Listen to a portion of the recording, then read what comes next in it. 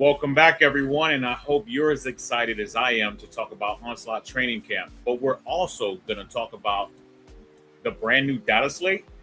Did it really have anything relevant in it? Today, we'll talk about that, so stay tuned and locked in. And also, for those of you who are not already subscribed, please make sure to like, share, and subscribe before we get started. See you in a few.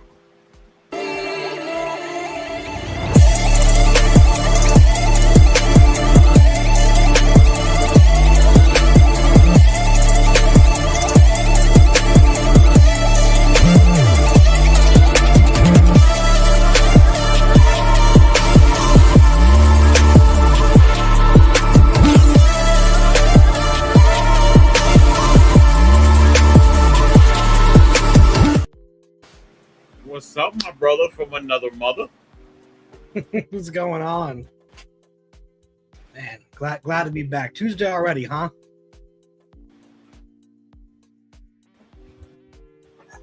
Just another day, huh? So you're over there I'm moving losing. slow motion. There we go.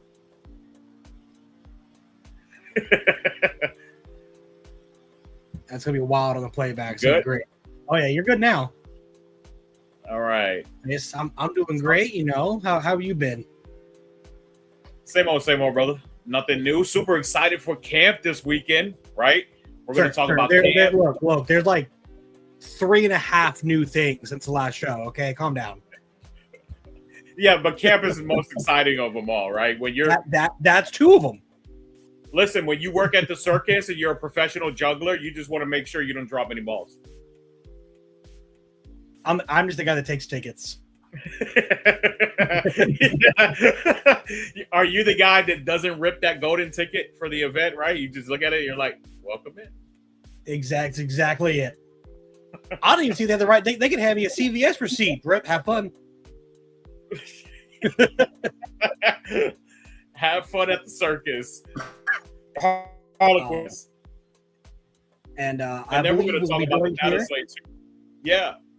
Well, look, I was, speaking on our empty chair we have at the moment. You know, we will be joined in half an hour or so. Yeah, someone is currently missing from the pack. The Imperium. Hazen, when he gets here, he's not paying his Imperial taxes. Exactly. The one thing the tithe ass is bodies, and he can't even deliver it. This is why, Xenos is the way. Speaking of Xenos. Is that what you're bringing this weekend? Oh, absolutely. I'm bringing Tyranids. Look, I'm going to lose, but I'm going to lose on my terms like a man. Look, Justin's up.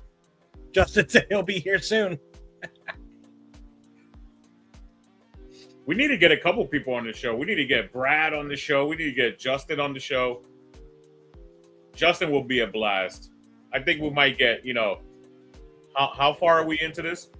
We might get banned. No. Look, we'll bring Justin in like 5 minutes into the stream. There you go. Bring him in late. Pass the algorithm.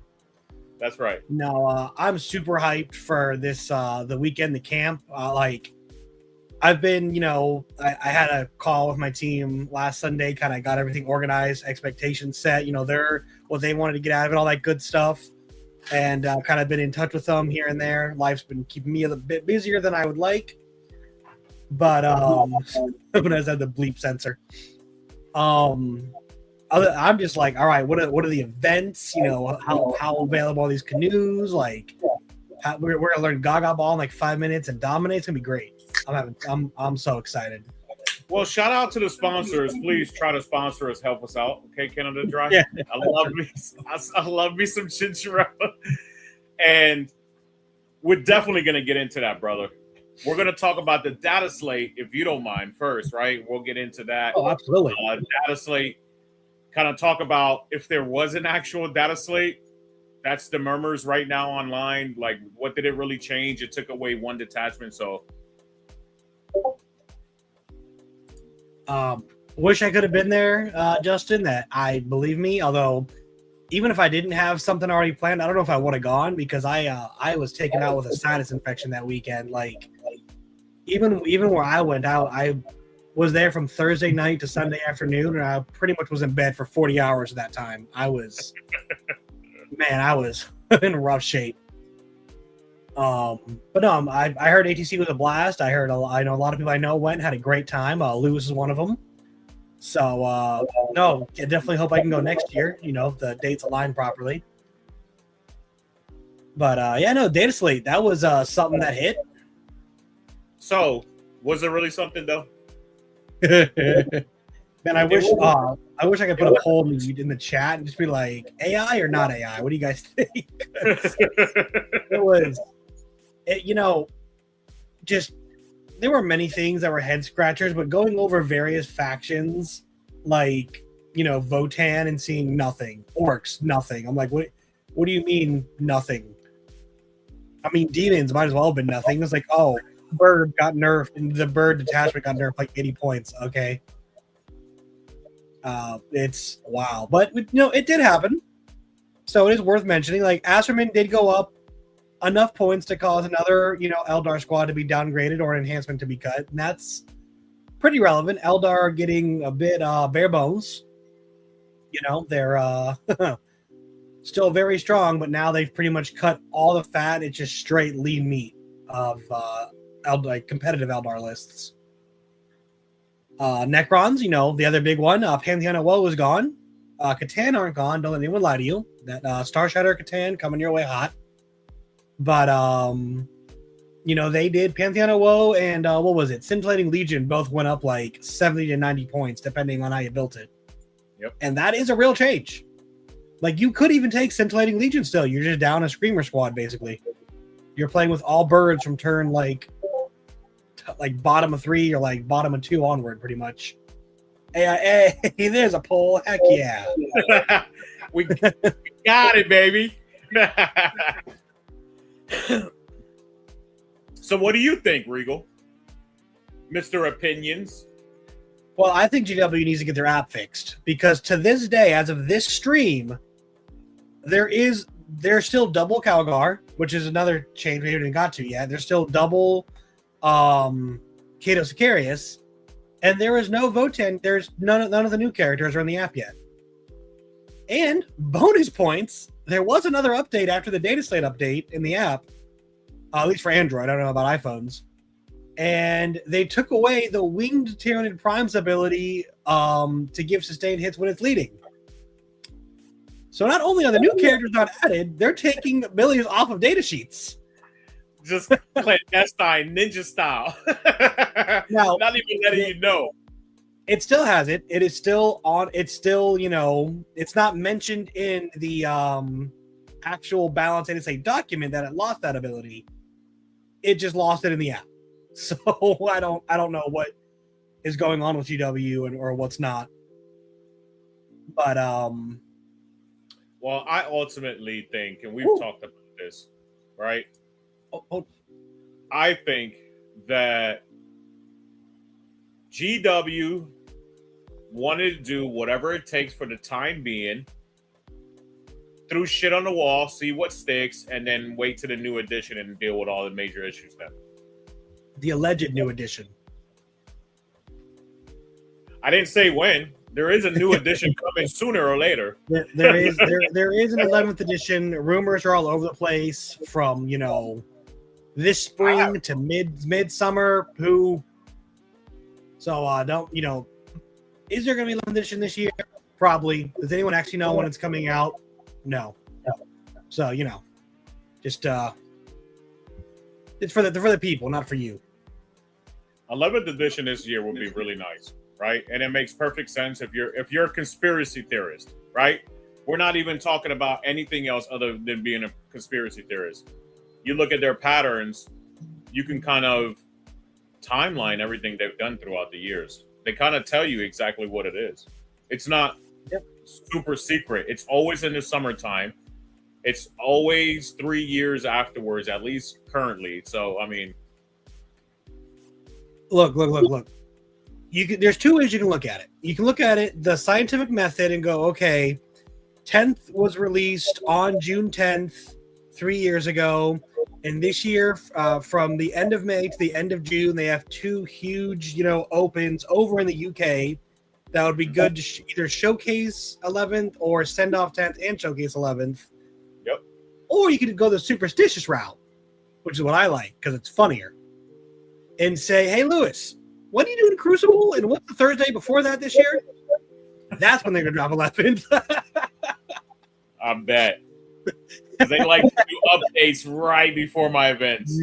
I wouldn't be surprised if tomorrow, conspiracy again, right? I wouldn't be surprised tomorrow they drop something, an update on top of the update. They drop an emergency patch of like points and all kinds of crap. A patch for a patch. Which is just worse. Look, I was joking around with it's only primed for the event. Yeah, that was very nice of the TO to do that. What a guy. Or whoever. I don't even know who the person is. Could be a female. What a AI program that writes those scripts. Listen, that would be the day. I would be the type of person, and that would be the day where it's just like a bot that shows up and is like, I am your TO for the day. It's just Jarvis. It's just No, Jarvis. This is 40K. It's not Jarvis. It's Hal from A Space Odyssey. How do you overhaul team events? I don't speak Justin. What does that mean? I think he's replying to Recon's comment here. We are completely overhauling how team events work. Godspeed. I think he's talking about the camp this weekend. Being a team event retreat. Recon, I could be wrong. That's my guess. And Plasma, as for how do you overhaul team events, that is a great question for last show we did. Because you had 2 of the people who are heavily involved in overhauling teams. Yep. Oh,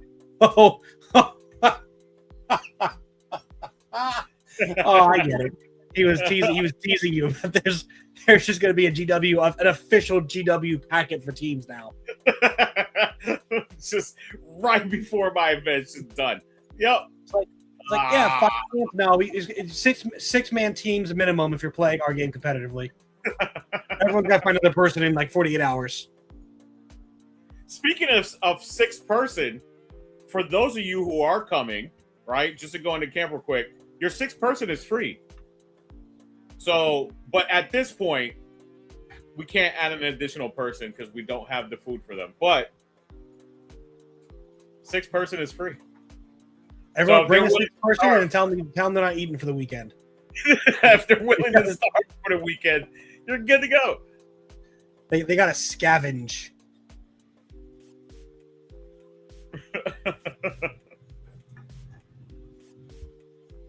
Absolutely, yeah, they got to scavenge. But yeah, I don't think they did much of anything in that data slate. I think they just light touched it and was like, here's what you have for the time being, and move it on.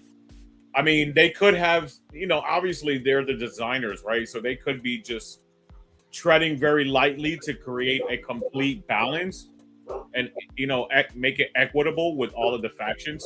Those are usually sequences that you see where they're really trying to balance everything out, but it takes just a little bit to make sure that happens, right? Because when you start making big changes, big overhauls, things like that, that can create other issues where you have, the victim becoming the bully now. So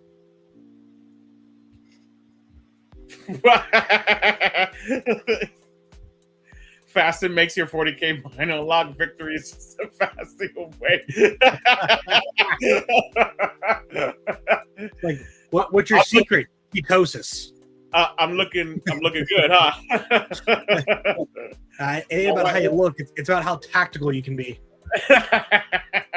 How angry are you when you're rolling those dice? That's the real secret. That's the real secret, yes. I was going to say something else, but I was going to say that's probably why within those times people can get in trouble a little bit more excessively. For lack of better words.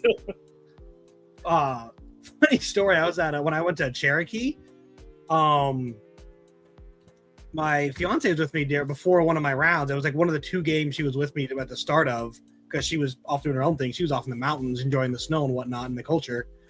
But I went in, and it was against the Eldar player I played. For those of you who don't know, I brought 3 Cornlord of Skulls and somehow got paired into Fugin and like 15 Fire Dragons, because that's just my luck.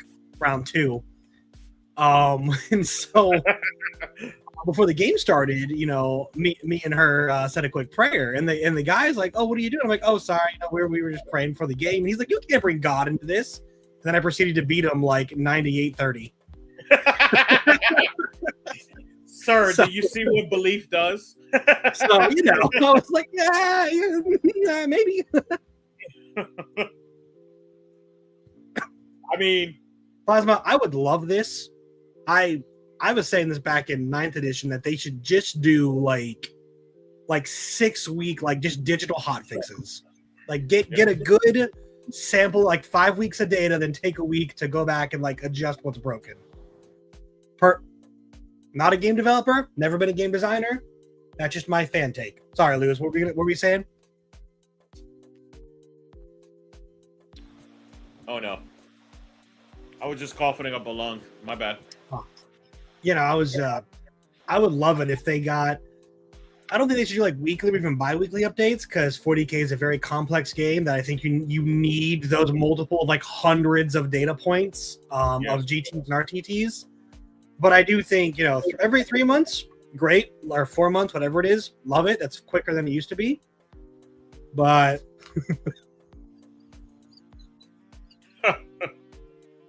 calling a judge on you. Oh, that's funny. Judge, like, what is even that call? Judge, calling for a higher power, Judge.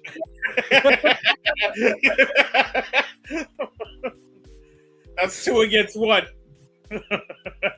Oh, that's funny. No, yeah, I really hope that going in, speaking of 11th, I really hope that they do kind of get more involved in the, you know, the metrics of the competitive game, because 40K did start as just them making some hobbies, and they kind of threw a game out to sell them, you know, better. And it wasn't really until 8th edition they really got involved in the competitive circuit in, you know, community. And then in 9th they really stepped it up with partnerships and NDAs of very prominent content creators. And then in 10th now, even like teams. Not like team events, but like gaming clubs even. So I really hope Jesus take the models. That's getting real close to Sister Stock. It's getting real close to Sister Stock there. Well, he is a Sister player. I think he's a part-time one, something like that. He's a Chaos Demon player as far as I know. Which is even funnier. Sisters of Battle, Corn, all the same difference to me. I don't know. Have you seen the last Sisters of Battles player that you know currently and then rolls 666s for Angron all the time? I don't get it. Just saying. You say that, but I also played a Citrus player and a Corn player, and Fugin, Morven, and Angron all had to be killed twice because that's my luck. All 3 of them were revived through their own means over the course of my GT experience. Where are the Plasma guys? Are they from Brooksville? That's the Neverboard Games crew, right? Yeah, mostly. Yeah, they're mostly central to that area. Yeah, I gotta get up there and play. I'm also gonna, Justin, me and you gotta talk off air. I gotta talk to someone at Neverboard about something. Probably not gonna happen, but I'm gonna ask. Don't worry about it. Anyways, back on subject of the data slate. So there were minimal changes. Some of them impactful. Some of them laughable. Like Rogo Dorn and Dorn Commander went up a nominal amount of points that just doesn't matter, because Guard can shift from like a Catachan squad to a Cadian squad, and the difference is eaten up there. It's not that big a deal. But as for the state of the meta, I do think in particular the Necrons one and the Space Marine changes are going to matter. Like power level wise in the meta, no. The Satan, what? For Necron, seriously? What, they lost one detachment. Here's the thing. They're still a top contender, but they now, the way I like to put it is they cannot, have their cake and eat it too. They have to actually make a decision and actually kind of not have a backup plan, basically. They don't get to have the trash units that they are used to having. Oh, they have to be critical thinkers, huh? We're going to lose so many supporters of the channel. We're going to lose all of them. But yes, they have to actually, face the consequences of, improper list building. It's not, oh, do I want this unit or this unit? I can have both. It's like, oh, actually got to downgrade this unit now. And, for what it's worth, a downgrade is a downgrade. Hey, if you need the StarCraft 2 game, apparently I know someone who can get it.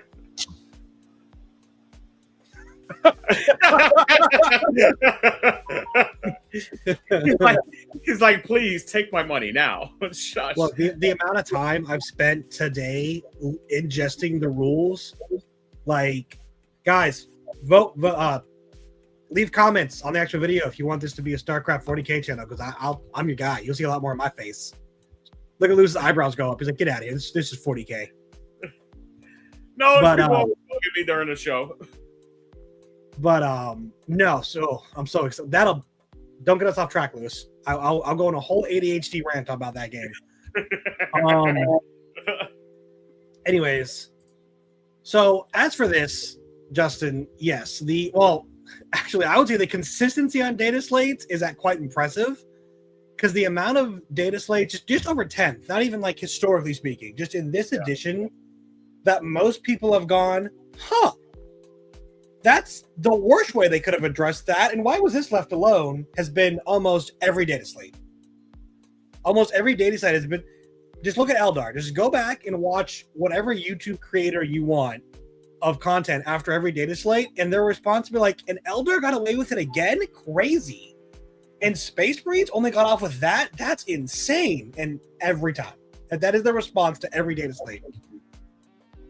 Well, so people always got to complain about something, and that's what I think GW loves that. GW loves that stuff anyway. So yeah, well, what is it? Any well, I don't know. I can't remember the word, but that old saying, any publicity is good publicity. You're talking about it. You're posting on Reddit. You're making videos. You're commenting. Like it's getting seen. Yep. Everybody's talking about it, trying to figure out exactly what changed. I stole that little sheet from FLG. I mean, there were a bunch of points changes, not a lot of rule changes. Two columns of data. That's it. 5 points off of my Forge Fiends. I mean, I guess. So look, I hold that surprisingly matters. Weirdly, World Eaters is probably one of those armies that you give them 10 points back. They actually that's like a meaningful unit upgrade. Or an enhancement upgrade. Yeah, it's the difference between an exalted and a regular A-bound unit, but it ain't changing shit in Berserker. Or favorite of Corn to Berserker Glaive. No, that's favorite is 20. Berserker Glaive is 35, I believe. Yeah. And how many World Eaters lists do you think get to exactly 2,000 points? Nobody. I do quite often, but nobody's taking 3 Forge Fiends to get rid of that 15 points. Dude, Recon, the first 3 days, I don't remember if it's the first 2 or first 3. I might just be traumatized. But watching Hive Guard get hit twice at the beginning of Edition when no one was running them, an Index or a Codex, was one of the funniest things I think I've ever seen. Favorite is 15, Berserker is 35. Okay. So you have a 1990 list. You have a 1990 list, and you just, boom, you get it. I guess so. Yeah, that's so... whatever. That's neat. Minus 5 points and 15 on a relevant. Yeah, the math works out. Yeah. I think what 10th has showed us is I've come to hypothesize that it is not as binary as A rules team versus B rules team. It's armies, people that the GW's rules writers enjoy and play, and armies that exist and they just have to get done by Friday. That's my new theory. Because some codexes have a lot of like love and flavor, even if they're not that good. They have a like the Drukhari Codex, the non homunculus section of the Drukhari Codex, just flavorful and good, and not broken, not like out here, destroying like getting 65, like even like 58 plus win percentages on average. Some people are different. Don't look at Scary. You can't count him. But they exist against GW's will. They tried to get rid of them, and the community did not like that. They exist so someone can get a singular trophy at a team's event. That's what they exist for. Yeah, I get all my Tyranid other hive fleets go play other factions. Let's leave it to me, guys. I got it. My text notes 4 events a year. I'll be out there. Don't worry about it. But no, the Dataslate I think made not enough changes. I don't think anyone's arguing it made enough changes. Also, please God, GW, put the characters. Why? Okay, look, I'm gonna bring my soapbox out. I need you all to bear with me. Please don't leave the video. Why the hell do the Tau Twin Lance get away with the atrocity of their price point, and the Tyranid that doesn't even have any keywords at all? He has no keywords. He doesn't even work in the Tyranid Warrior detachment. Cost 85 points with no invuln and a 4-up save. GW, why? What is going on? I don't get it. Because Tau is popular. That is, I don't even think that's true. I'm gonna be real with you. I think Tyranid is legitimately like top 5 popular faction. Just like Space Marines, Eldar, Orcs, Tyranids, Custodes. Like maybe Knight sneaks in there just because it's easy to get into.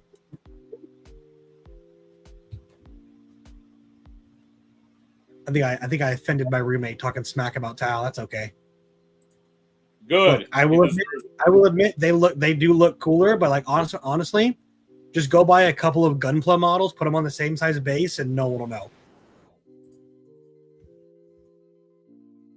I'm trying to figure out right now, like it. Apparently, Tau is more popular by like 5 people, like 2% or 3%. More popular, like in the right now in the meta, or like sales wise as a faction, because those are 2 different numbers. Different categories. There's different metrics for it. Like there were competitive play. Dude, save plasma. I used to build the Zoids. I think it's from the New Century. Oh my god, I have a couple of Gundam models. I love Gunpla. Also, I'm so mad at how easy and how good they look. Like they come pre-colored and everything, and GW just gives us these plastic sprues. So the metrics are competitive play. Tau is most popular out of those 2. Collectors and painters, Tyranids. Beginner faction, Tyranids. Lore interest, Tyranids. And tech and mech fans is Tau. Wow, the tech and mech fans don't like the entire tech-free faction. How insane is that? Exactly. unless you have a printer that goes brrr, and there's some beautiful cybernetic Tyranids that you can print out. Those shits are crazy. They are gorgeous.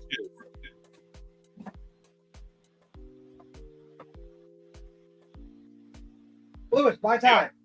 I'm being clever. Yeah, but don't you have the website for it? I know you do.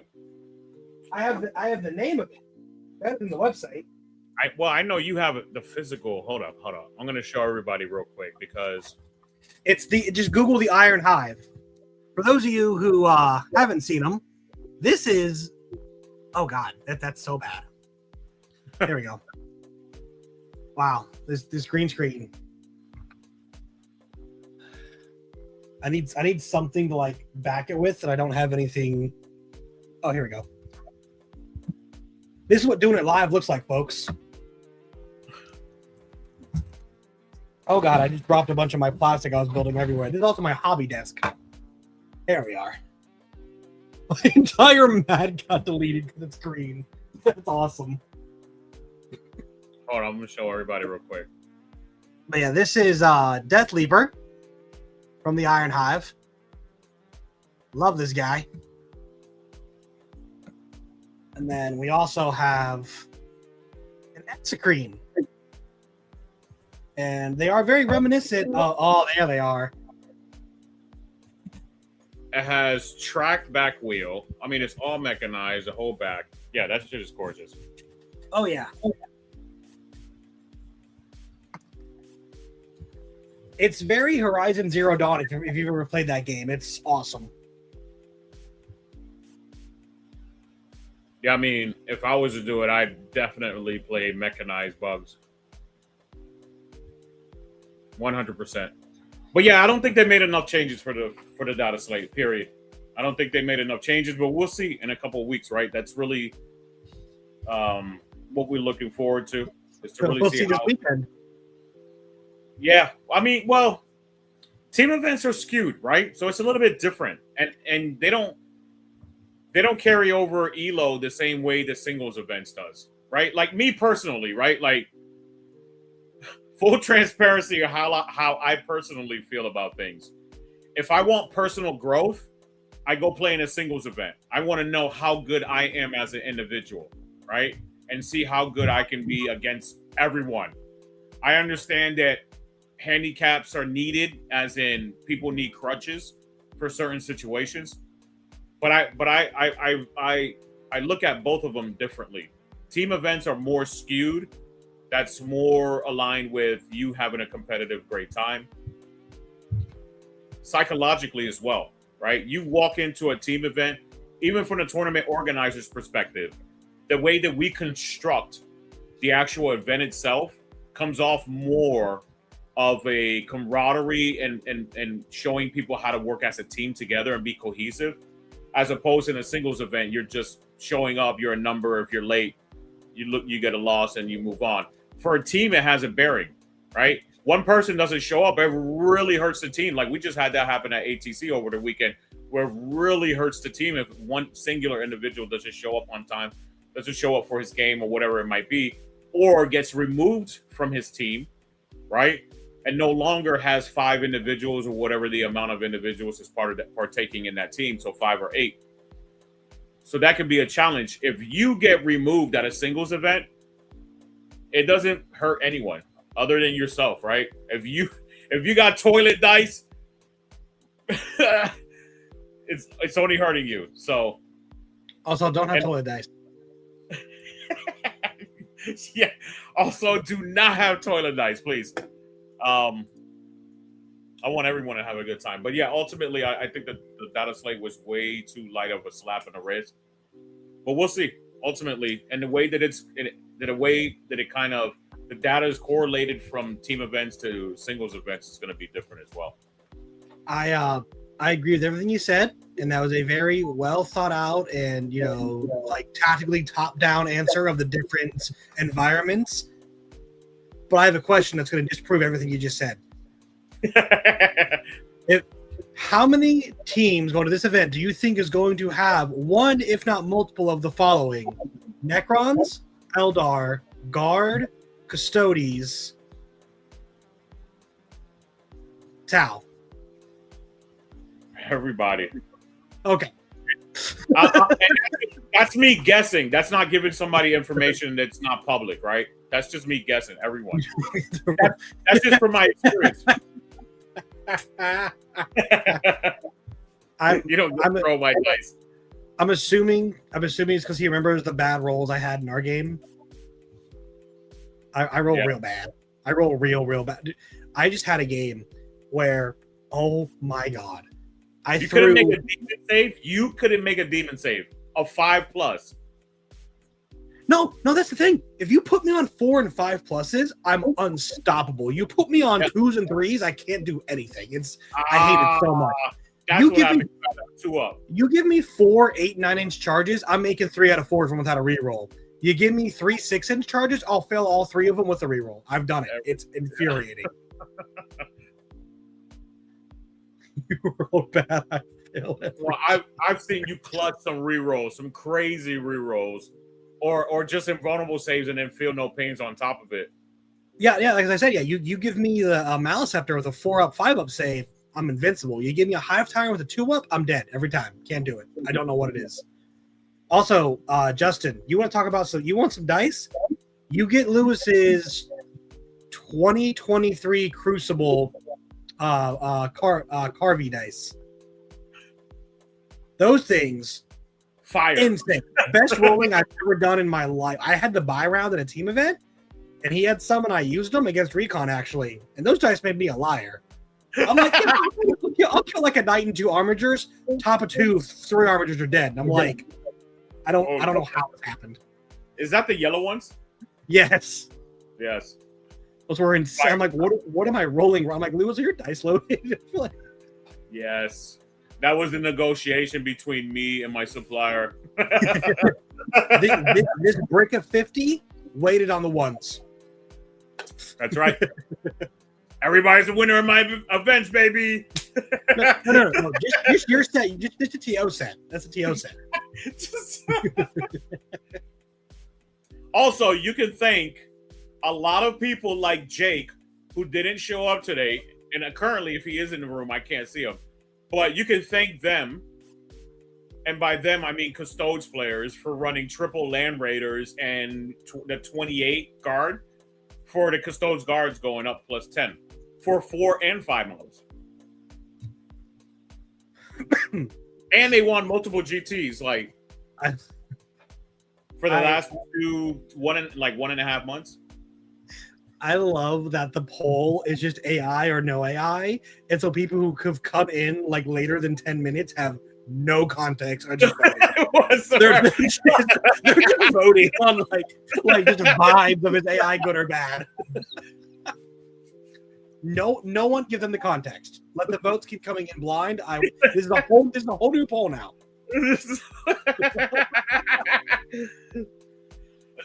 It's going all over the place.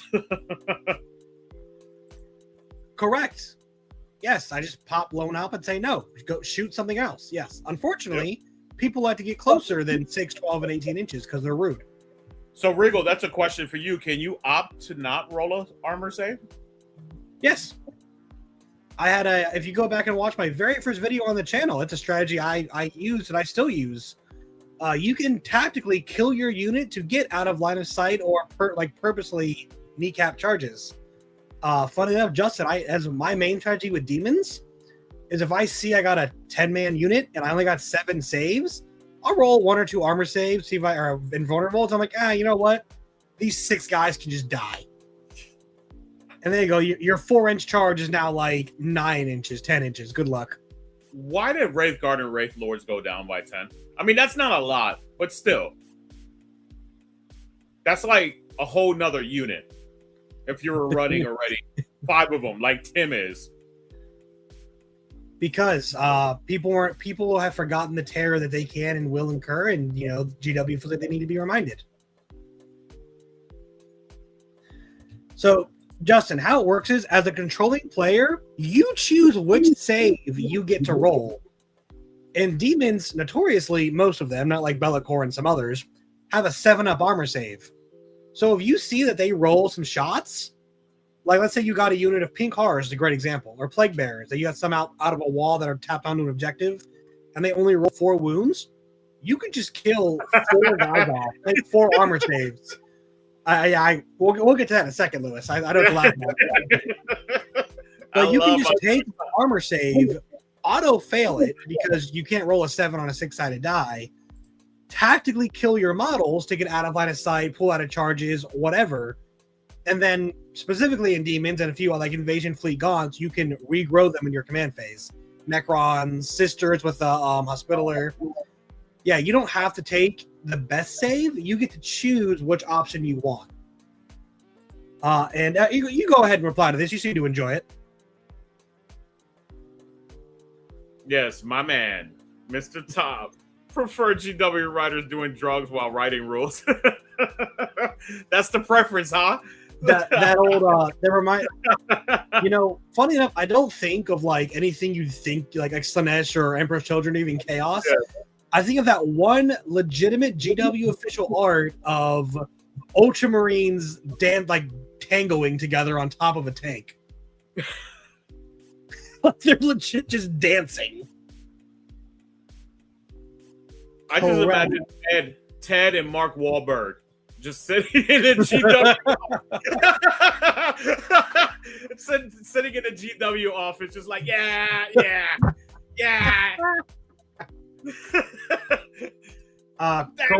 Correct, Plasma. You get to choose which save you want. My favorite joke is a Gene Stealer player when people shoot 0 AP guns like bolters or heavy or storm bolters at them. I like to flex on them and just take the armor save because it's also a 5-up. But yes, you can choose which save you want. You don't have to take the better one. You normally do because staying alive is better, but you can tactically kill. And it's in the same line of thought as when you pull units purposefully breaking coherency. So you can get yourself out of combat to still do actions or whatever that happens to fall back. Kurt, I'm excited to see you there, buddy. Listen, for every rules questions, you're going to have to pay the tax. All right? Justin, every rules question. That's right. Free ride on these is over. Time to do it. It's over. All right? This man needs to eat 99 cents per minute to feed him. Lots of biomass. Mm-hmm. Like the infamous Rafa said, life has many doors, Ed boy. So what did you dislike the most about the Dataslate, brother? Before we pay the bills and take a break real quick and we'll jump into the camp. I can't. Lewis. That bad? That bad? The Prime with Lash Whip not even working in the Tyranid Warrior detachment and being 85 points is 20 more than the Winged Prime who moves faster and gives Vanguard Invader keyword. And it's like just over half of the Twin Lance, which is so, oh my god. It's such an injustice. Like the Twin. Technically, that's a preview, not a slate. No, the slate released the points. Their points came up on the slate. So the points are sad too. Yes, and it's honestly the points is whatever because those will change. New edition incoming, and even next Dataslate there is one that they're subject to change. I'm not worried about that. It's the fact that there is a warrior bioform detachment that doesn't say Tyranid Prime, says Tyranid Prime with wings or Tyranid Warriors keyword. So this Prime with Lash Whip does not get any of the rules nor any of the enhancements. Nope. That's what upset me the most. Yep. Takes it right to the keister. Yep. Shout out to my guy, Kurt. Love you too, baby. I will see you at camp. Also, we'll talk about that here very shortly. We're going to pay the bills. Continue on, Regal. Whatever you've wanted to finish up on. I know I have my opinions. Yeah, I was asking you what yours is before we cut to the revenue stream. The WTF about Necrons? Like, I mean, seriously, like Necrons probably should have had a better touch, but I mean, they took away detachment, I guess. They have 4 other amazing ones. Maxwell, we'll get back to this after the break because this is exactly what I was talking about. People have no idea what that's about. We're going to give you all context later, maybe. At the end. You got to watch all the way to the end. Or rewind to the beginning somewhere. Exactly. Let's go pay some bills, though.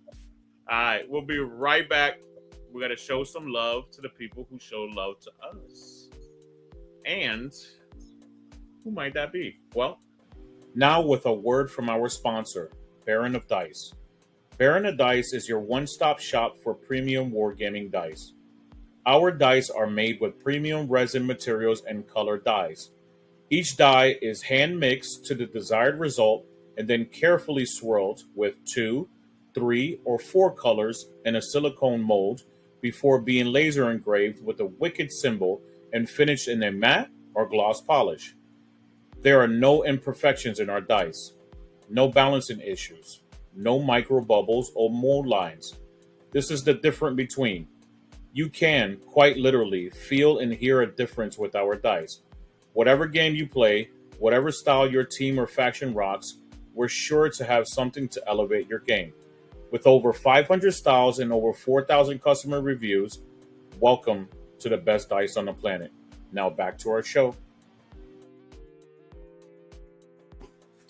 Just in time, baby. Those commercials are not long enough. Maybe I need 5-minute commercials. I'm just joking.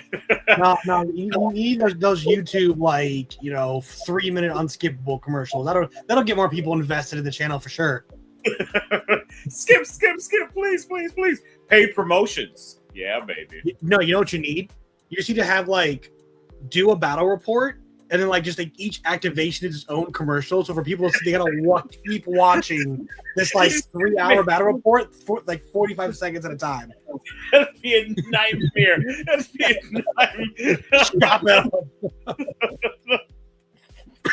Oh my gosh. Go check out Barona Dice. If you haven't already checked them out, they have a plethora of awesome dice, tape measures, all kinds of things.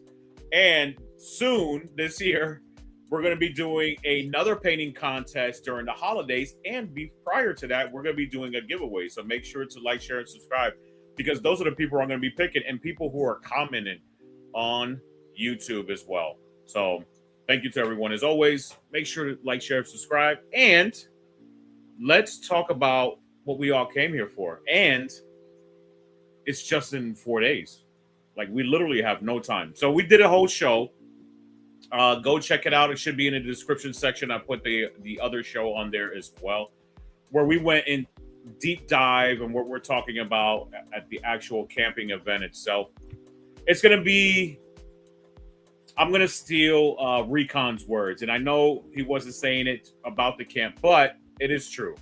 It is going to change or revolutionize exactly how team events are actually structured and done. So it has been a challenge, needless to say, at the least. But from my end, there is no lack of brevity.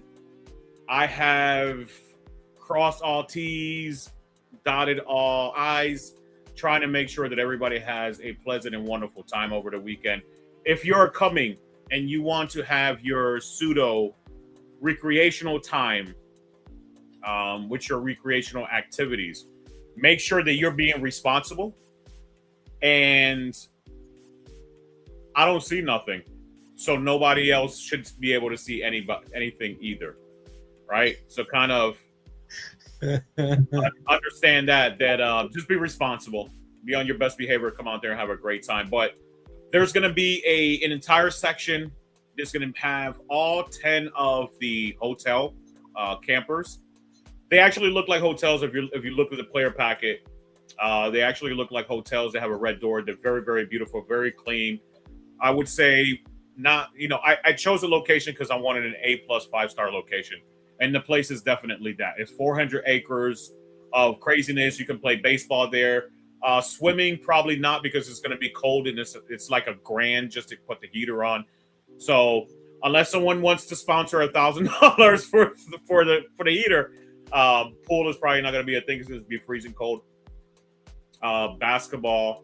There's going to be gaga ball, volleyball. I mean, all kinds of activities. If you want to be like Regal, Mr. Opinions himself, and play with Miss Pickles, and I'm not saying anything derogatory or just immature here. I'm actually talking about a gator.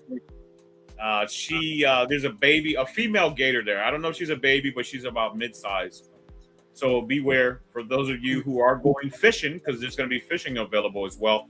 Make sure to bring your own bait. There's going to be freezers there, so you can, or rather, if you're gonna bring things, they're gonna stink up the freezer for all the other food, right?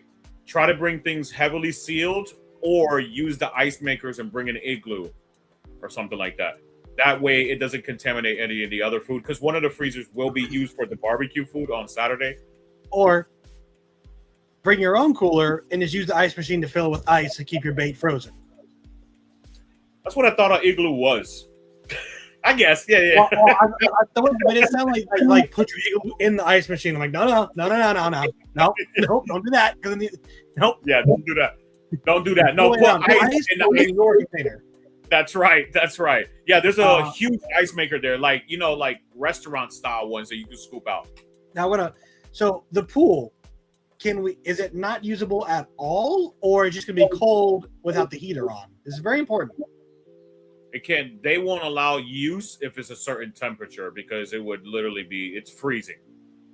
Okay, so it's not usable. Okay. All right, because I was gonna no-ball some gentlemen into taking an ice dip. Listen, I'm not promoting anything. I don't know this guy. He was never on the show. Never met him before in my life. Don't even know how you got on here. And hablos inglés. I was just over here working.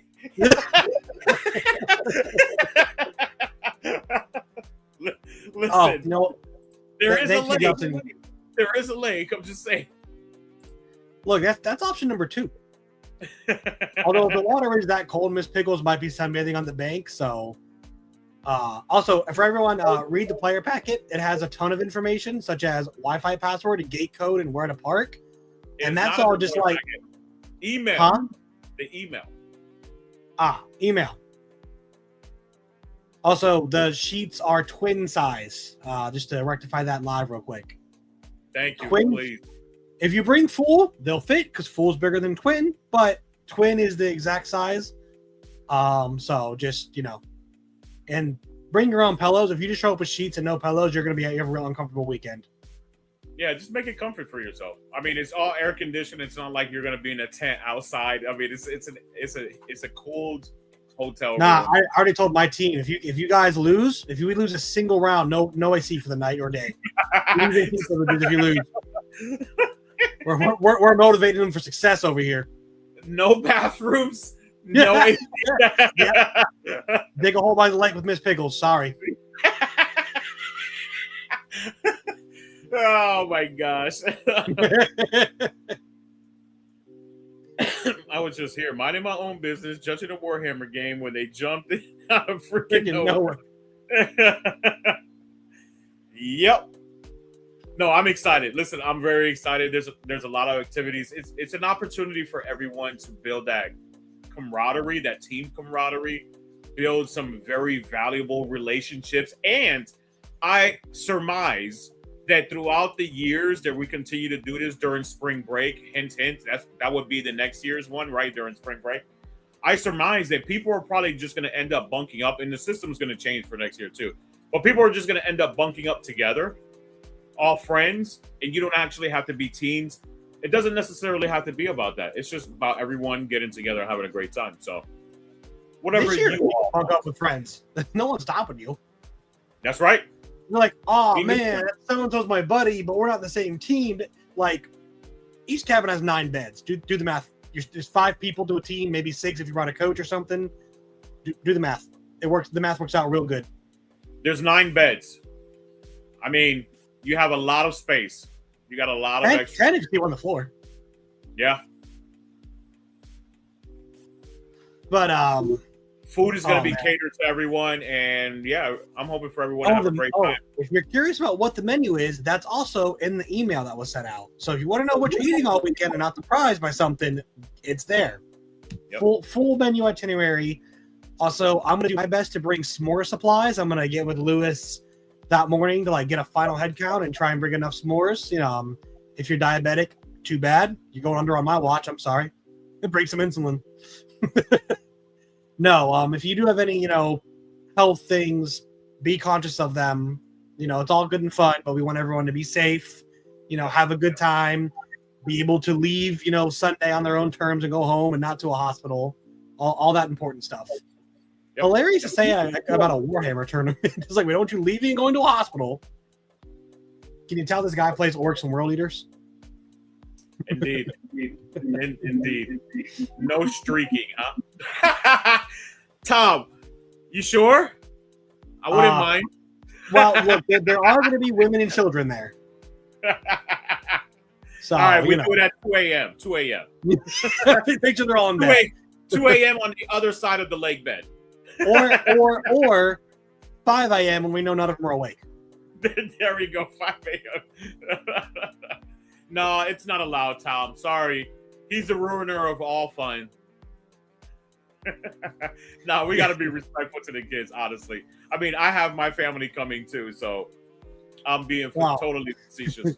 And each other, you're like, all right, I'm going to go home and roll this charge. And you see a naked man run past the window. Like, Judge. Also, oh my God, dude. So speaking of the extracurriculars, there's Gaga ball, there's a volleyball court, basketball court, and there was someone trying to organize, a pickup game on Friday before all the stuff starts. And then there's tug of war Friday night. Tug of war, baby. Oh, I'm so excited. You guys want to have the 1v1? Let's grab the rope. I'm getting David to help me. That's fine. Like I'll take whatever for. I don't care. I'm gonna be right in front. Like, guys, just do what I say, and I promise you we'll win.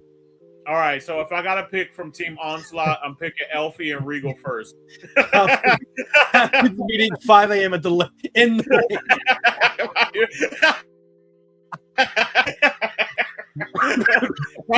right on the bridge too. That looks like Friday the 13th bridge. No. He said in the lake, waist deep, freezing water. In the lake. We're doing our sermons.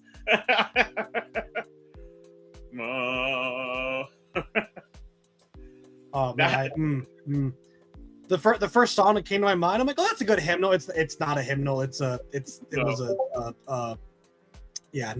song. So how are our polls doing? I keep checking it. So 9 votes for no. Are you sure we're not AI?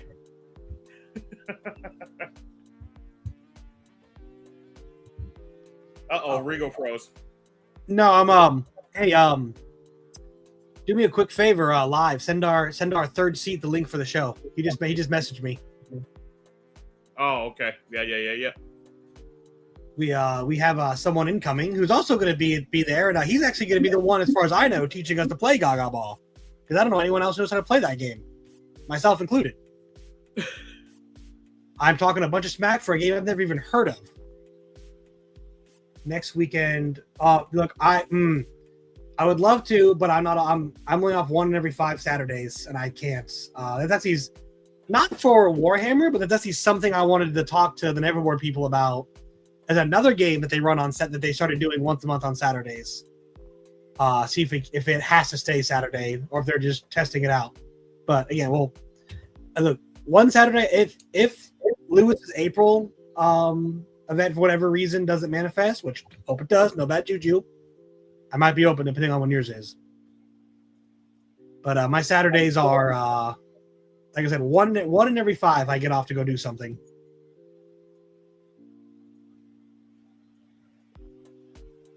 Actually, I am going to a Neverboard event. It's I think it's in May, the Road to Nova event that's going to be there. Those are the ones that I run, silly. That's the ones he's talking about. No, he said next weekend. Next weekend isn't Road to Nova. No. Next weekend is the 30-man RTT. Yeah, no, I said I wish I could. Hey, what up, Jake? What's up, bro? I'm alive. All my life. I'm alive. June, yes, in June. Sorry, May is the Hudson one. Yes, in June I will be there at the Road to Nova GT. And yes, Dice Throne. Love that game. I've been playing since the first set.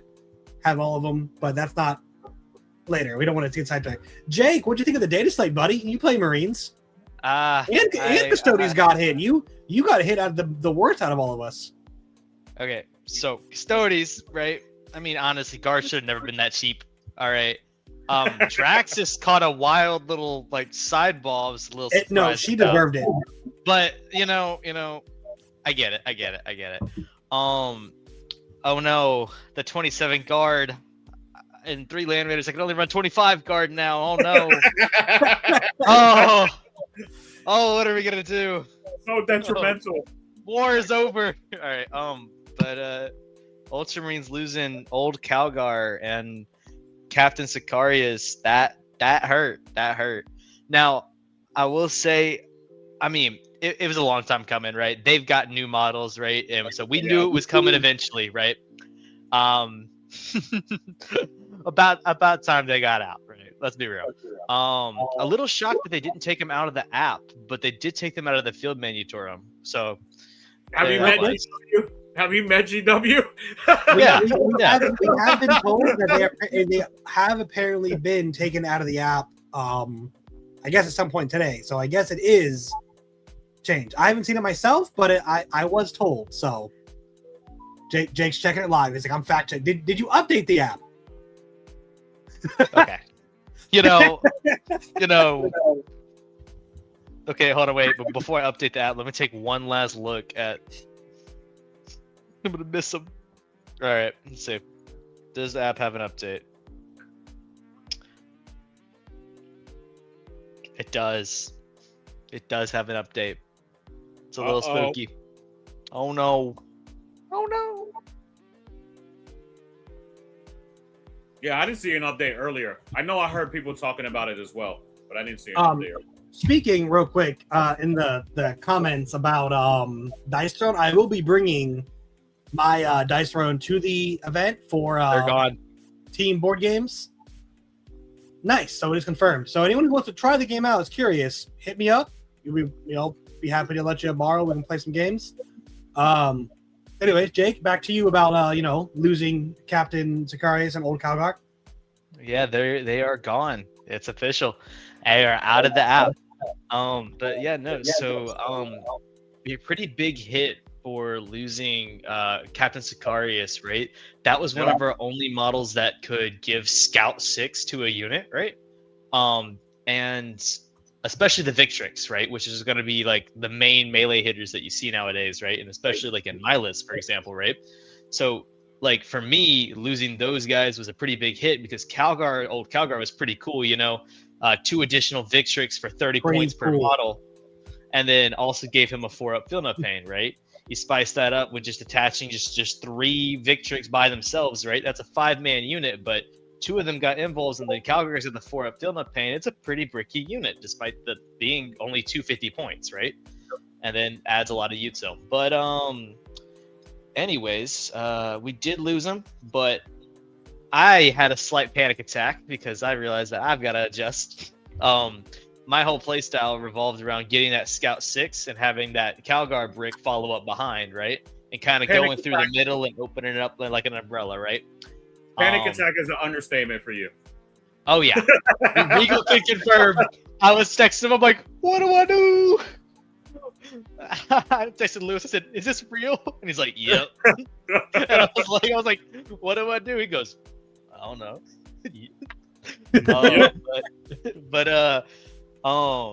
So wrong. Wasn't even at it. Yep. I found my new list, and I think I'm pretty happy with it. And I might argue that I think that my new version of my list actually might be stronger, and that actually holding on to that Scout 6 Captain Sicarius might have been the thing holding me back this whole time, I think, for overall list comp. So I'm pretty excited about it. Silver lining, huh? Oh yeah, definitely. The old Eldar nerfs.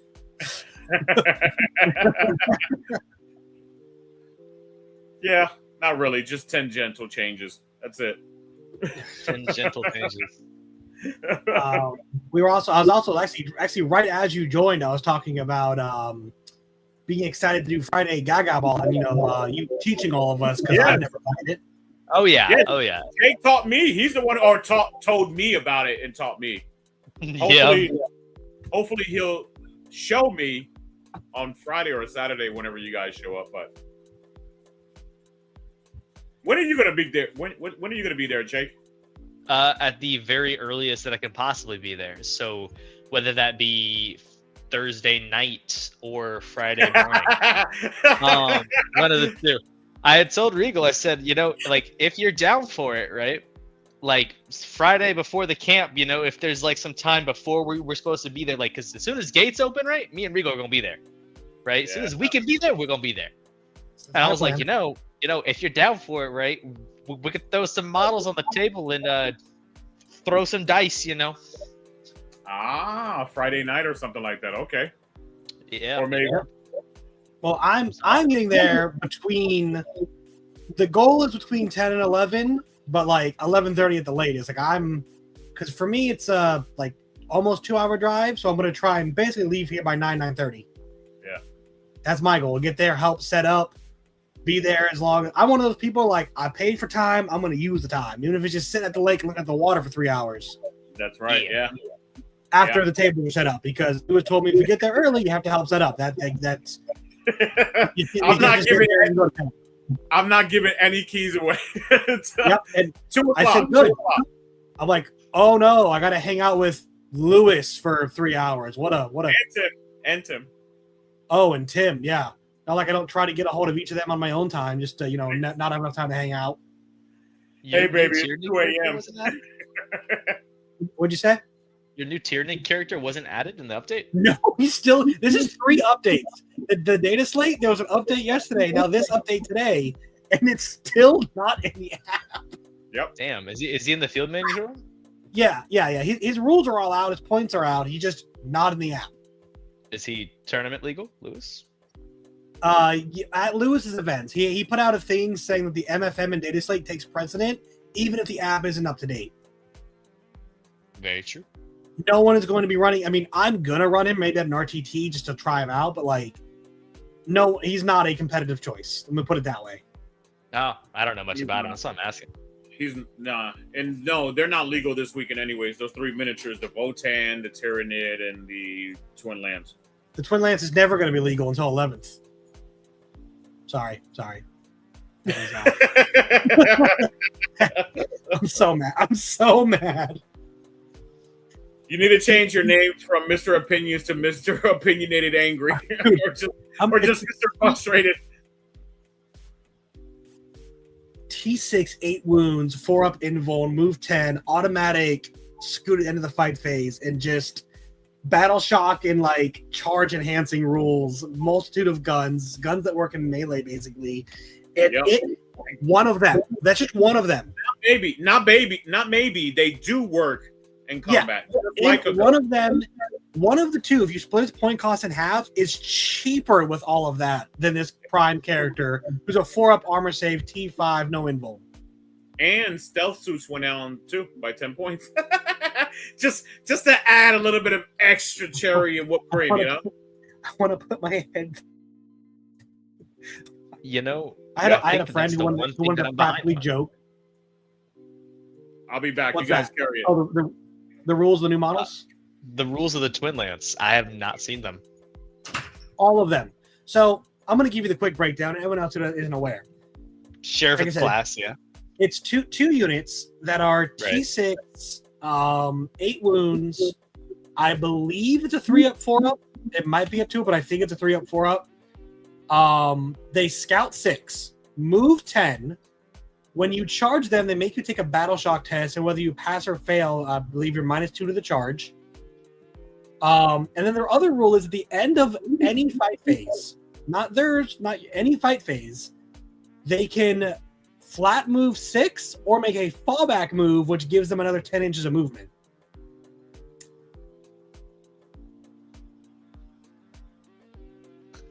Look at your face. Oh, and here's the thing. Montka gives them an auto 6 advance. So you go first, you scout 6, you move 10, you auto 6 advance, that's 22 inches. You shoot. You don't charge it because you don't care. You can't advance and charge. All well. But then you move another 6 and you have fly. So all of a sudden, you're on your opponent's home objective just doing the thing.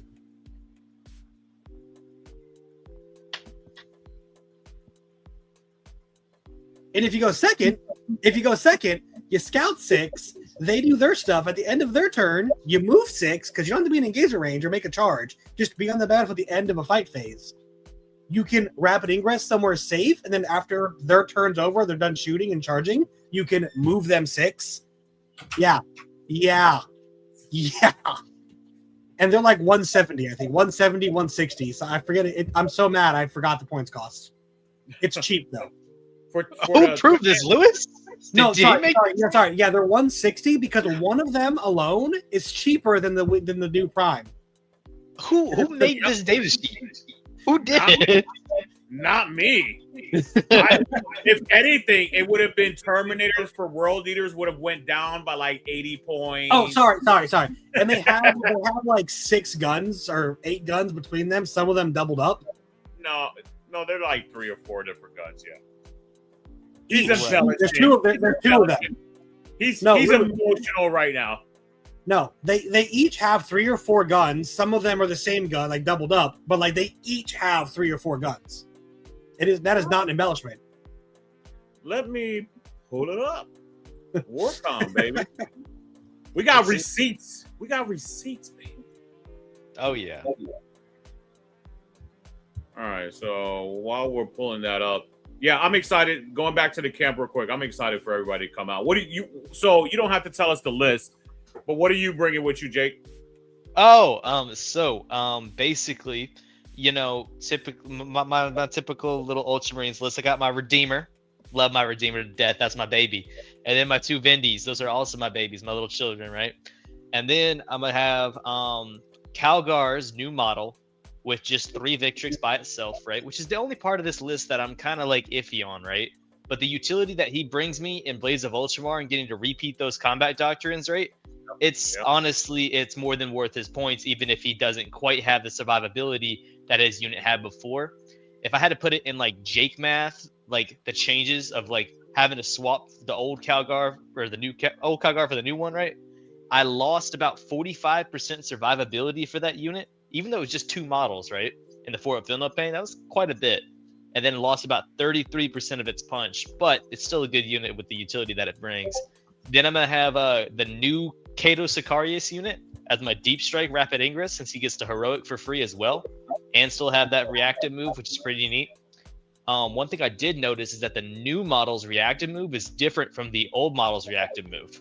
Old model's reactive move was within the 9 inches of his model, while the new one is just from the unit, which is pretty neat. And then I got Uriel and his 6 inside a Land Raider, 2 units of scouts, 1 to sit on my home, 1 to go sit on a random objective of choosing. And then I threw in Bobby G himself. So what? Really excited about that. So actually getting to playtest it a little bit, right? I realized that Bobby G really was that kind of missing piece to like give myself the tools and versatility to be able to do a little bit more, right? Because so you're saying Bobby G is him, dude. Double Oath is crazy. Himothy, right? Himothy. Oh yeah, because I mean, dude, like, so I would basically my oath, right? I would just pick one target that my Vindicator wants to shoot at, right? And then I'm like, okay, sweet, I'm gonna do advance and shoot this turn, right? And then I'll be like, okay, my Vindicator's gonna advance and then shoot you. Here's a minimum 4 shots, maximum 9 plus a hunter killer, hitting on 3s, re-rolling because oath, wounding everything on 2s. Oh, by the way, 1 CP spent. These are now AP4. Ignore cover. So you blueberry Britain empathizers. So the Vindies are scary shooting into stuff, right? But so now I get to go and shoot into something crazy with the Vindicator.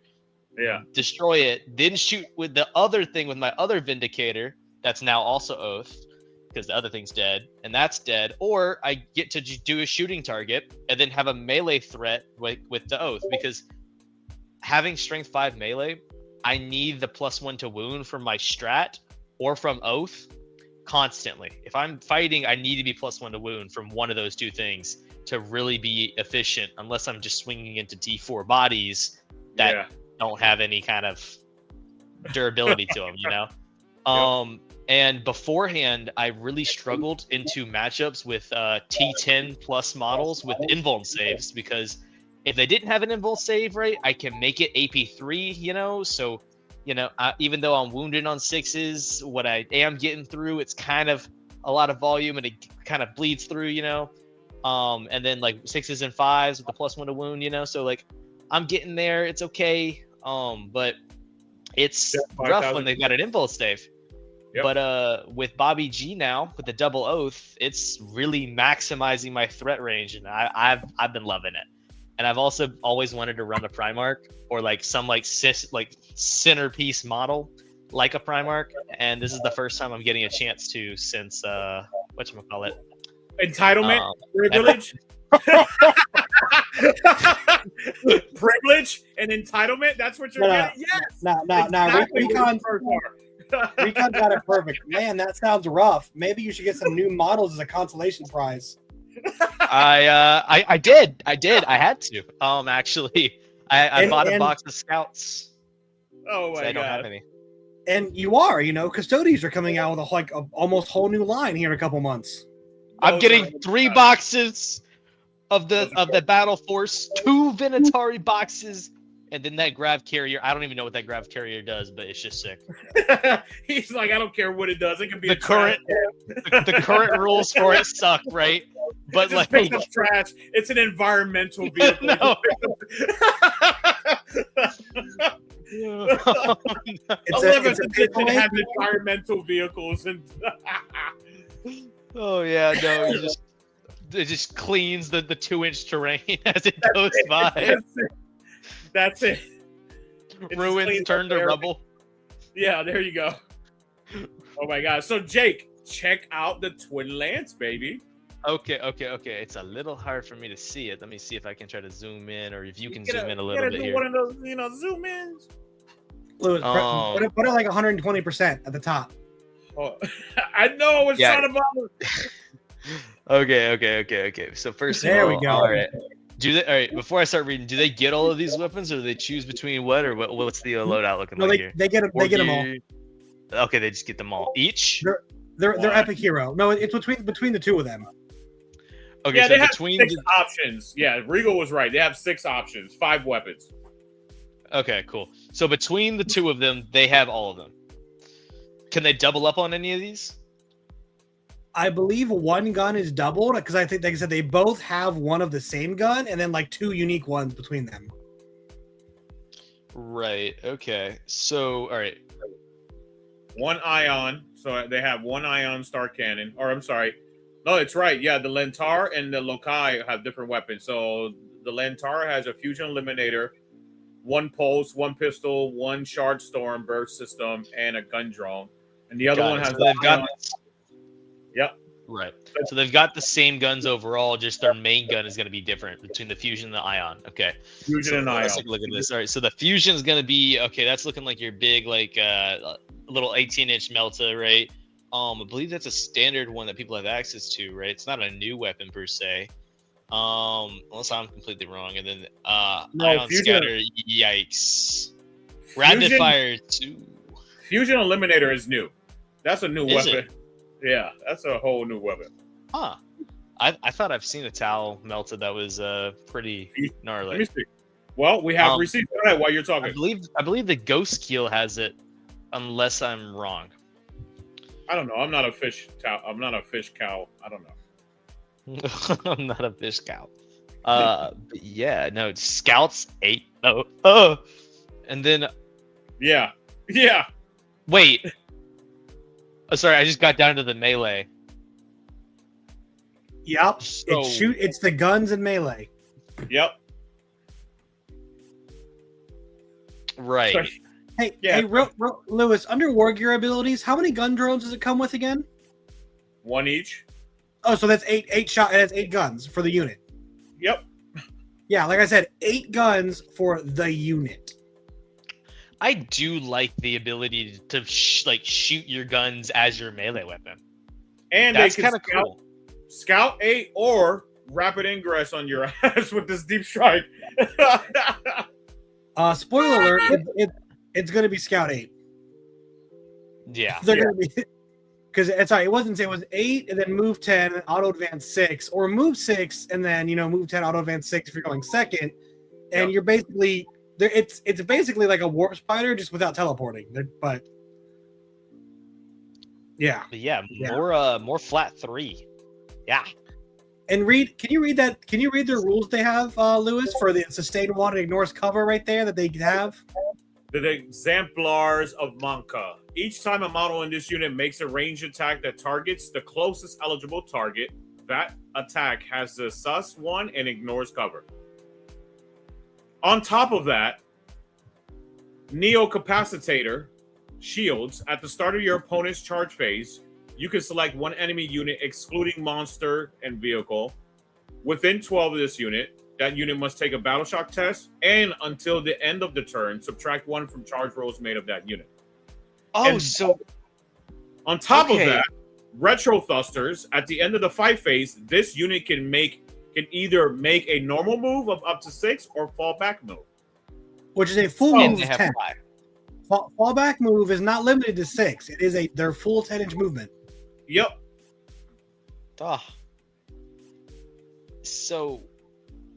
Yep. Okay. I thought because you said earlier, right, when you make a charge against them, no, it's just any with the one within 12.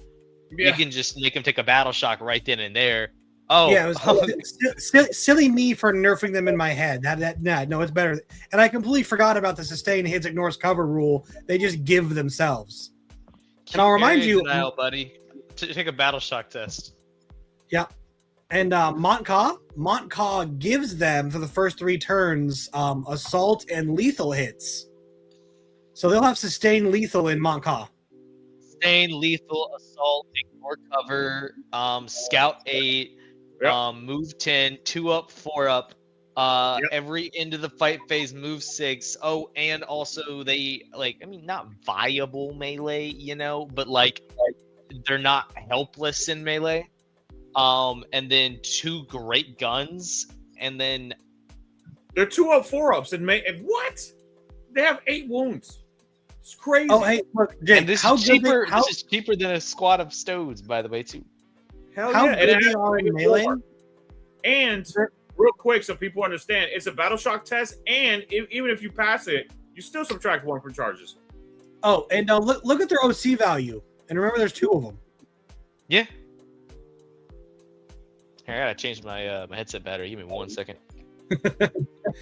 So yeah, these guys being 160 is just. Oh, what are their keywords, by the way? They wouldn't happen to have like grenades or anything stupid, would they? Nah. Vehicle walker, fly. All right, I'm back. They are epic heroes. That means you can only take 1 unit of them, I guess. Oh, and they are battle suit, and in Montcaw there also is a strat for -1 damage in range for battle suits. Yeah. Look at Jake's face. Yep. Are you seeing it yet? This has got to be like the most overtuned model I've ever. Somebody at GW's got a favorite. Somebody at GW's got a favorite. They are character epic hero level. Somebody made a phone call and made a very generous donation. I'm just saying. Yeah. Oh, so now this is a good point. Recon does bring up. This is very valid, and many Eldar players will attest that they T6 2 up, 4 up, 8 wounds, 16 wounds total is chunky, not invincible. Yeah. And if you misplay them, so you can fall back at the end of the fight phase. You have to live, and I will tell you from experience. The Tyranid list I'm currently running, if someone just puts them forward as oh, ha, ha, ha, you can come near me, I'll just get away, I will kill them, even with Tyranids. Yep. So, we talk about misplaying these guys, right? They cost, 250 points, 300 points, they cost 170. Yeah, no, that's the other half of this. Yes, correct. They are so cheap that, it feels bad to misplay them. That's not even 10% of your list. Yes. Yep. So, looking at that, right, the value they should be getting, right, they should be taking out around 350 to 450 points worth of the other opponent's army before they start to go down, right? If you play them in a decently perfect world, right, that seems like a reasonable output for that unit, and given the utility that they do, not to mention any kind of like scoring they do, that is a very heavy hitting unit, right? They chaff clear, right? They anti-elite clear, right? And they're anti-vehicle, and also they're really versatile, right? That amount of value out of a 170 point unit, right? Even if you like misplay it, right? They're still gonna be like guaranteed you would get at least their point cost out, if not double. You wanna know what's fun? And I use the term fun very loosely. You can play I believe it's the auxiliary cadre, and there's a strat called interlocking maneuvers. So you can have another unit at the end of the fight phase make a normal move, a fallback move out of comp. Don't. This is just petty. this is just petty. You could have theoretically that unit and a ghost keel who infiltrates, for example, or a piranha who scouts, go charge something benign and then fall back off of and reliably get turn 1 behind enemy lines, or contest 2 objectives they thought were safe, or move block. Like in Ox Cadre, you could have 2 of them and do the fallback at the end of the fight phase and just not be in combat, shoot, activate, do actions, all the good stuff. Regal, last night, you will be so proud of me. I did my very first move block move ever in my history of playing 40K. I did it. Very first time. I threw some scouts on an objective and I said, your knight is not getting on this objective. He's going to have to charge the scouts. That was the first time I've ever done it. And I was like, man, I'm really doing what Regal does all the time. I'm like, man, this is kind of cool. I kind of like that. Look, I am proud, but I'm also like, I do it because I have to. It's a necessity for me. So Plasma, fun fact, they're releasing this Saturday. They went on pre-order last Saturday. Their release date is this Saturday. Yeah. So I don't know when the rules cut off for your RTT is, but I would be prepared to see them if there's any tile players on Everboard, because the MFM points were released and the model's coming out in 4 days. Yeah, he could use it at that event. So let's he said that points value not reflect its release value. Congrats on the level up. Exactly. Look, the scariest thing a Space Marine player can be to me is tactically inclined, being like, oh, I have the numbers and the rules to just kill you. Yeah, that's fine. Whatever. He's like, I'll strategically place these out just so they're just annoying enough that you either got to make like a 9-inch charge or not commit. Let me get points. I'm like, crap. Oh no!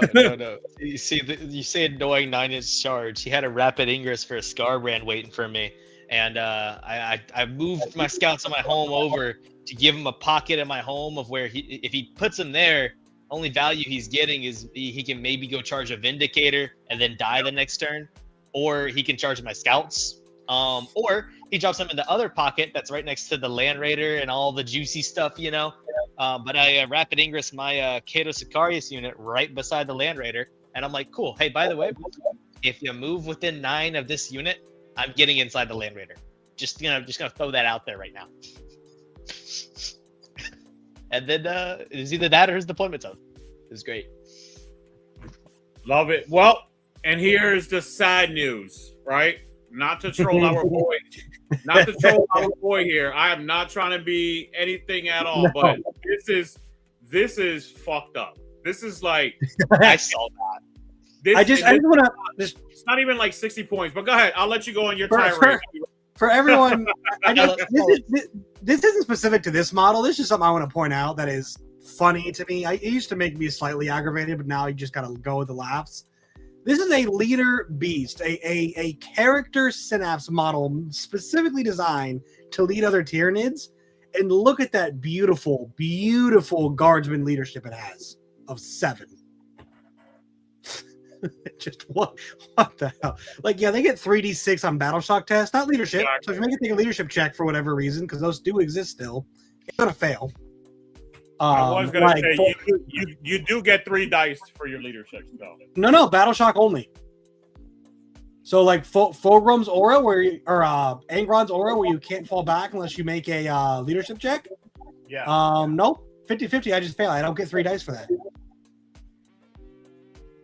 Well, that sucks. Yeah, that's Tyranid leadership. Same thing with Hive Tyrants. Hive Tyrants are also leadership 7. For those of you that are curious, this is what we've been living with all edition. But here's my boy. He's 85 points. Moves 10. That's only to keep up with Hormigons, because he can lead Hormigons or Warriors or Termagants technically. I'm so poor. Yeah, I would love to know what combination of things made this abomination. Its rules, when it leads, it gives sustained hits, which is just apparently the Tyranid Prime rule. But if you go look in the app at the Winged Prime right now, it got that rule taken away. It's still in Dataslate. It still has it on its card, but I guess they meant to add this one and actually just took a rule away from us. I don't know, man. GW hates Tyranids. It's the weirdest thing. Yeah, but it has no invuln, you'll notice. It just has a 3-up save, not a 4-up. That's an improvement. T5, 6 wounds. That's equal to the other prime. 3 melee profiles, and you'll notice there are no keywords. No extra attacks, no lance, no twin link, no just nothing. You're just raw dogging these numbers here. You pick one and you swing with it. Yeah. Now, of note, it is a little better because of the Synapse rule as it currently stands. We get +1 strength and melee.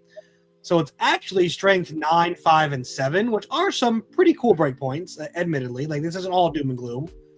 The 6 attacks at 7-2-2 are pretty spicy, especially with sustained hits. And in a unit of warriors, it gives them reroll 1s to hit. You could get 7 attacks that you're wounding Marines on 3s with pretty reliably. Or even the yeah, Plus or 2 the 4 attacks at 2-9, or 9-2-3, wounding Marines on 2s. It's pretty nice. Again, AP2 and melee is just a chronic Tyranid problem. It again, Swarm Lord, Hive Tyrants, it's just. And hilariously, as some people have loved to point out, because it's meme-worthy, his Rending Claw is stronger than the Hive Tyrants' extra attack claws. It's stronger than the Norn Emissaries and Norn Assimilators' extra attack claws. Don't know why, but they are. Because they're only, I believe those are only 7-2-2. It's stronger than Death Leaper. Death Leaper is 7-2-2. Anyways, you go over to its aggressive leader beast, and basically it's a surge move. You shoot its unit, and if its unit's alive, and we'll get back to that load-bearing if in a minute, it gets to move D6 into combat. No rerolls, no D6 plus, just D6. So if they're 7 inches away, too bad. If they're 6 inches away, you got 17% chance of making it. Whatever. Notably, though, Tyranids do not really have an especially between warriors and gaunts an equivalent of, I don't know, Matrix Guard, for example, or a 20-man Berserker unit. Usually, if you can take 20 gaunts and you can go to ground with them, give them -1 to hit. You could do some stuff to make them survivable, but basically, if someone wants them dead, they're gonna die, and if someone really wants them dead, they're just gonna make a 7-inch charge instead of and watch you die, because the surge move does have to go towards the enemy unit, so you can't use it to go behind a wall and hide. Now, admittedly, I have messed with this in some lists, particularly a 20-man squad in Invasion Fleet, where you can give them the Fennel Pain, regrow Gaunt, and give them a 5-up to crit in melee. Actually can do some work, even into Armigers and Rhinos. That unit will down an Armiger or equivalent vehicle, basically anything short of a Land Raider, they'll kill. Because you're getting so many attacks with sustained lethal crit 5s that just the weight of saves will drag them down. But that unit's also, 215 points, so yeah, yeah. Just take Brood Lord and 10 Gene Stealers for 220, and you can kill a whole lot more, a whole lot better. How many points is the character? 85 for this. We just saw the Twin Lance. This guy's 85. Should be more like 65 or something like that, not even 55. The Wing Prime is 65. And also, can you just scroll down to the keywords real quick? I just need everyone to see this. It has nothing for any detachment. Nope. It has the generic like unit keywords, infantry character, the Tyranid faction, Great Devourer keyword, synapse, which is not what gives it synapse. Funnily enough, I believe it gets it from the core rules, and then Tyranid Prime with Lash Whip, which does nothing for any detachment. This is the most maidenless model I've ever seen in my life. This thing is no special rules. And attention poured into the Twin Lance. Do you remember all the guns you saw in the Twin Lance, and you asked if it gets all of them or has to choose? Like, no, you get all of them. No significant choices here. Go back up to this guy's weapons. You also get all of these weapons, but very notoriously, they're melee weapons without the extra attacks keyword. So get wrecked. None of them. So choose one and deal with it. Oh, and remember how they got sustained hits if they shot the closest, no rider? Yep. If it's not leading a unit, if you kill their Gaunt unit or warrior unit, which is not a big if, I'm here to tell you, it loses sustained hits on its weapons because it has to be leading to get it. Hold on, I need to see something. I need to hold on. I need to compare. What happens though? What happens though if in 11th edition you can use all your melee weapons? Look, that'd be pretty cool. Look. I'm hoping they kind of go not fully back because it was insane, but maybe go back and reread what 9th edition warriors were just for inspiration.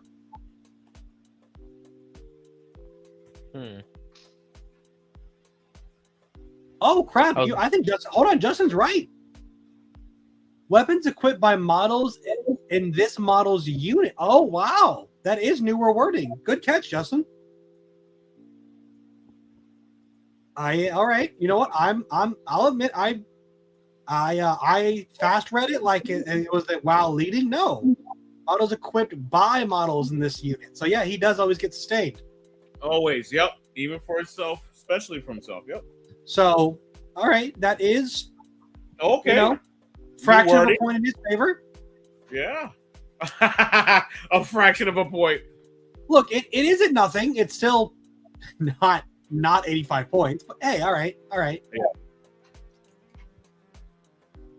So yeah, this is this guy. He's very sad. In the warrior detachment, if he were to lead a Tyranid warriors unit, which he would have to do, he would get a 5-up invuln. He doesn't get one by himself. He doesn't give one to Hormigons because he doesn't have the keyword. So that is nice, but yeah, he's just not worth it. Yes, Justin, he is 80. He is the cost of a gargoyle squad. You can look at him and say, do I want gargoyles or do I want him? Or do I want Death Leaper and save 5 points or do I want him? Yep. Speaking of 85 points, something I forgot to mention earlier. Combi Lieutenant with Space Marines went up from 70 to 85 points. Got a 15-point increase. That was pretty huge. He deserved it. Because one thing with Marine lists that I've kind of noticed, right, is that it's very hard to shave. Like when you're at exactly 2,000 points and you go up to 215, right? It's very hard to shave those little extra bits down unless you've got some enhancements you're willing to drop. Yeah, at the beginning of the show, I was talking about how Necron and Space Marine players and even Eldar players to a certain extent, are fine. Like, even though they're still the best armies in the game, they finally have to make meaningful decisions. It's no longer, I'll just take every unit I want. It's fine. It's okay. I can just have my cake and eat it. Now it's like, oh crap. Like you said, you have to actually buckle down and be like, I want those infiltrators, got to cut this squad. Or man, if I want that extra character, I got to remove this utility squad. So. My bad, people. Oh yeah, he's still great. He is still great. You know what's funny? I've faced many combat lieutenants, and he has never been Like the problem for me with Space Marines, people are like, "Oh, I'll reactive move them," and I'm like, "I'll just make a 7-inch charge. I don't care." Yeah. He's dying, and he's gonna stay down like the dog he is. You're not gonna. I have sacrificed an entire Gene Stealer unit just to drag him and a scout squad down to stop my opponent from screening and scoring super easily.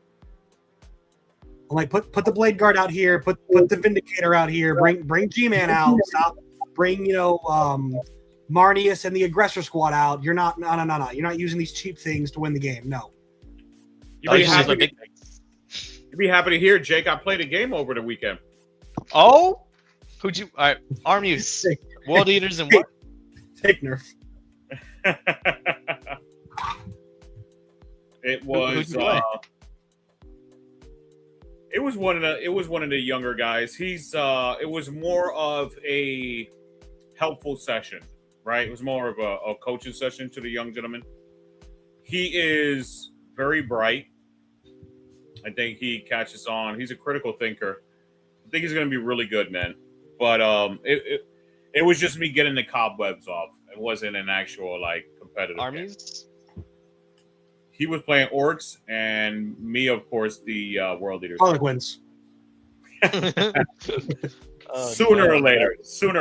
You know, Jake. I've been trying to bully Lewis into bringing his world leaders army to the camp to get some games in Friday or early in the morning. I agree.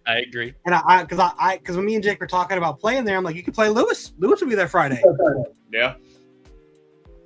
I mean, that is a great possibility at nighttime. Like, I'll have the free time after dinner. Nighttime at 12:30 when we're done setting up the tables and people aren't going to be arriving for 3 hours. What do you mean nighttime?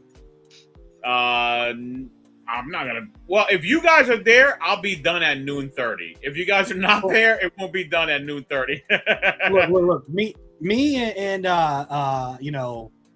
Mr. Squirrel here have said we're gonna aim for that 10:30, 11:30, 10 to 11 window ish.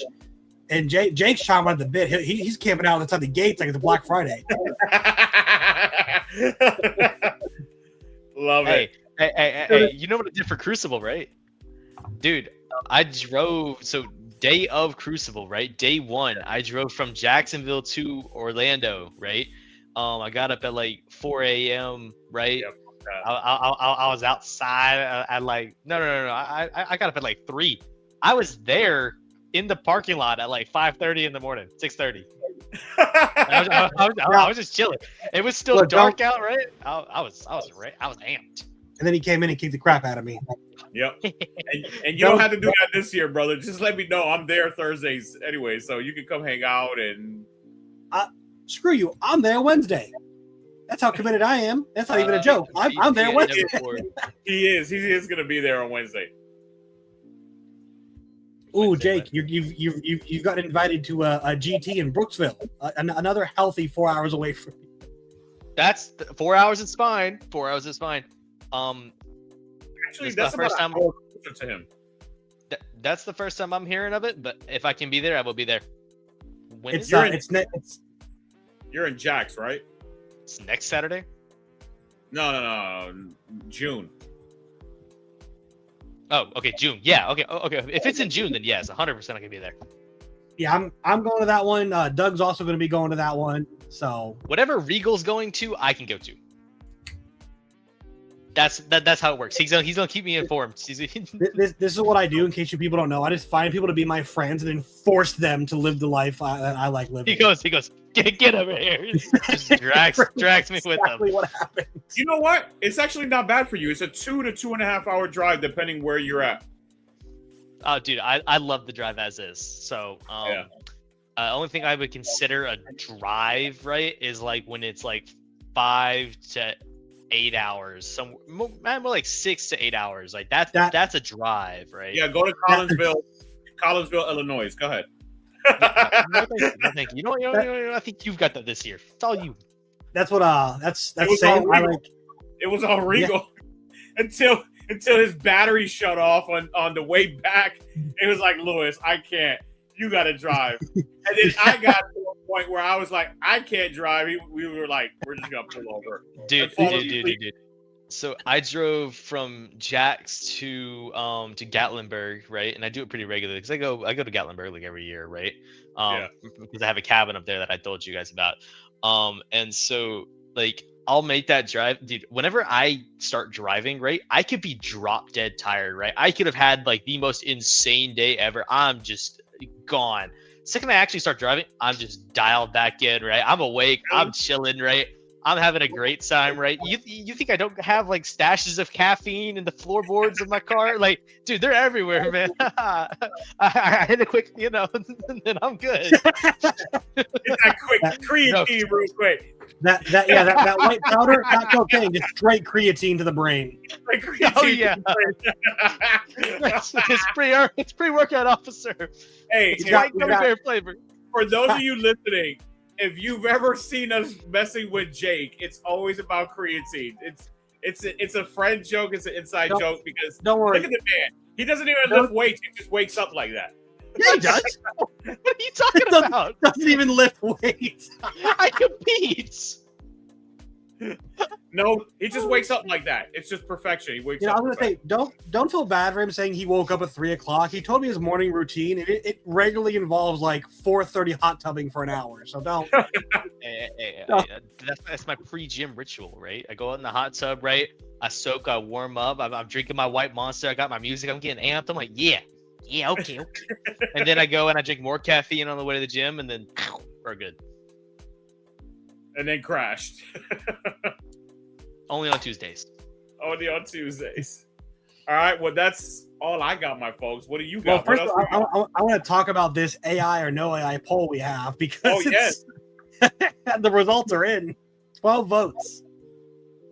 That means we had 12 viewers minimum. There should be 12 likes on this video. That's right. Come on, show us some love, please. So as for the context of this AI or no AI poll, 75% of you said no AI, and 25% of you said yes. So for those of you who were here within the first 10 minutes of the show, well, we have our answer. And for those of you who weren't, go watch it. YouTube runs on watch time. Check it out and give us an answer there too. Look at Jake's face. Jake is like, I wasn't here. He's like, what are they talking about? I'm like, oh, are you really gonna? And then Jake. All right, he's gonna be like, yes. Fair's fair. Jake, AI or no AI? Yes or no? I don't know. AI to AI or to not AI? Which one is it? I love ChatGPT. Lewis has a really cool ChatGPT. His TO buddy.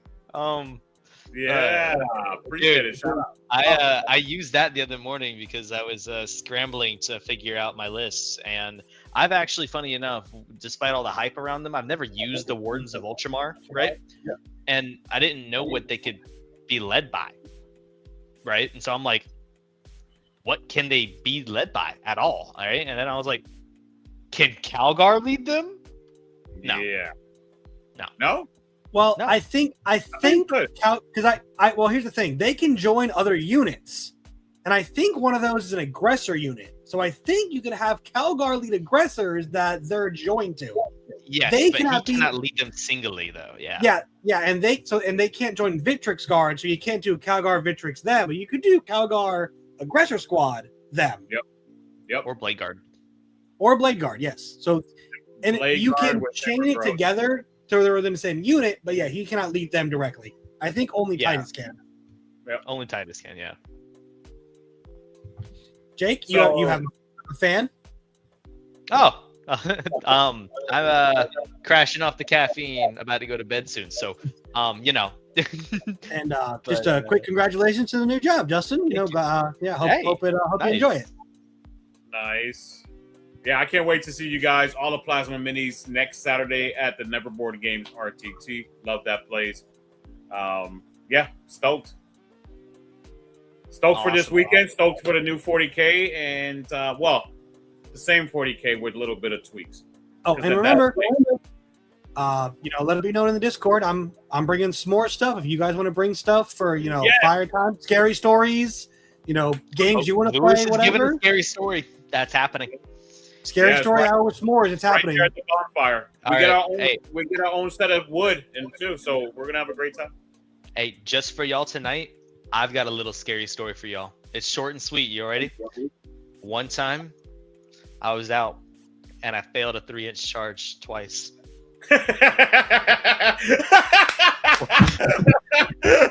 One time. One time. That is a nightmare. That is a That did nightmare. happen. That did happen. I lost a game. I lost a tournament game because Older One I failed a 4-inch charge with a reroll. Much love, Recon. Thank you. Wish you were there, man. Want to see you at the events more. He's working so much now. So, but that is a nightmare, Jake. 100%. I agree. It's a spooky story. 3-inch charges, sell it twice. That is wild. Oh yeah. That is like, oh man, like statistically, that's like hitting the lotto.